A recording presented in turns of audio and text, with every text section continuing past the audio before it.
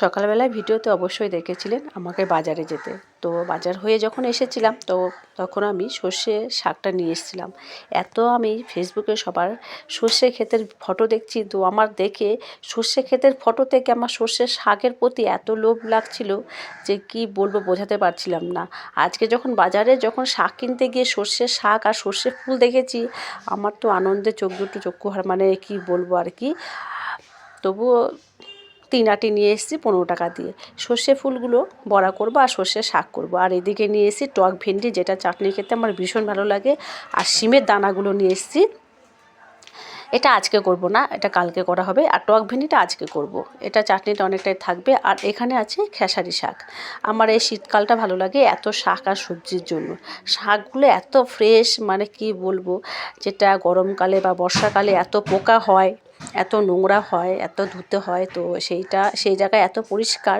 এই যে ধনেপাতা নিয়ে এসেছিলাম 5 টাকা, আপনারা ভিডিওতে দেখেছেন আমি দাম করছিলাম 5 টাকা ধনেপাতায়, এখন 5 লাখ টাকার। কেন? সব তরকারিতে এখন ধনেপাতা দিতে হয়, তাই এটাকে ভালো করে অ্যালুমিনিয়াম ফয়েলে মুড়িয়ে রাখছি যাতে এটা টাটকা থাকে বেশ কিছুদিন, আমি যেন তরকারিতে ব্যবহার করতে পারি আরও বেশ কিছুদিন। তো এটা মুড়িয়ে ফ্রিজে রেখে দিলাম। আর এইখানে বাটা মাছ সেদিনকে আমি সর্ষে বাটা দিয়ে করেছিলাম, আর 4টে রয়ে গেছে, তো এটাকে আজকে কালো জিরে ফোড়ন দিয়ে করব। আর চিংড়ি মাছ এনেছিলাম, সেই চিংড়ি মাছগুলো ছাড়িয়ে রেখে দিয়েছি, আজকে করব না। আর এখানে ধনেপাতার ডাঁটাগুলো নিয়ে নিয়েছি, পেঁয়াজ কুচি, লঙ্কা, তারপরে সর্ষে ফুলগুলো কুচিয়ে নিয়েছি, আর সর্ষের শাকও কুচিয়ে নিয়েছি, আর টক ভেন্ডিটাও ছাড়িয়ে নিয়েছি। আর কড়াতে দিয়ে দিয়েছি তেল, সর্ষে ফোড়ন দিয়ে সর্ষের শাকগুলো দিয়ে দিয়েছি। সর্ষের শাকগুলো একটুখানি হয়ে যাবে। আর এই যে আমার শাশুড়ি মা এটা বেটে দিয়ে গেছেন, এটা হচ্ছে চিংড়ি মাছের মাথাগুলো ছিল।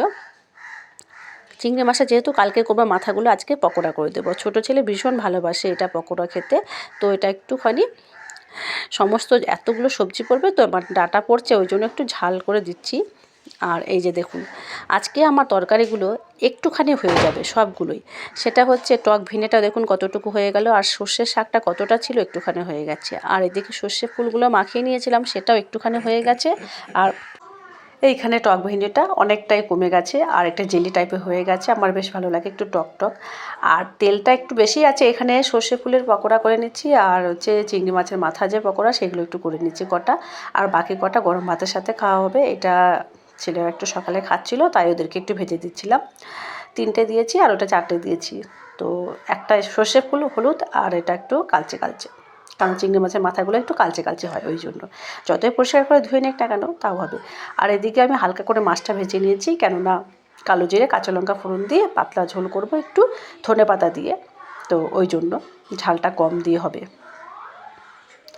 ঝোলের মশলাটা মানে কষানো হয়ে গেছে, অল্প একটু জল দেবো, বেশি জল দেবো না। আর এর মধ্যে মাছ দিলাম না, 4টে মাছ, সবজি দিলাম না।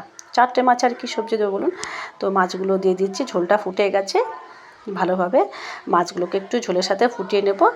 আর যেহেতু ধনেপাতা আছে দেখেছেন, সেই জন্য ধনেপাতার ডাঁটাগুলো যেহেতু বড়া করছি, আর পাতাগুলো একটু দিয়ে দিলাম, অল্প একটু, একটু ঝোল তো একটু দিলে হয়ে যাবে। আর আমার আজকে এই রান্নাটা শেষ হয়ে গেল, মানে এটা হলেই শেষ। তো কেমন লাগলো ভিডিওটা জানাতে ভুলবেন না। সবাইকে জানাচ্ছি শুভ দুপুরে অনেক অনেক শুভেচ্ছা। আর এখানে হয়েছে বড় ছেলের মটর ডালে বড়ার ঝোল।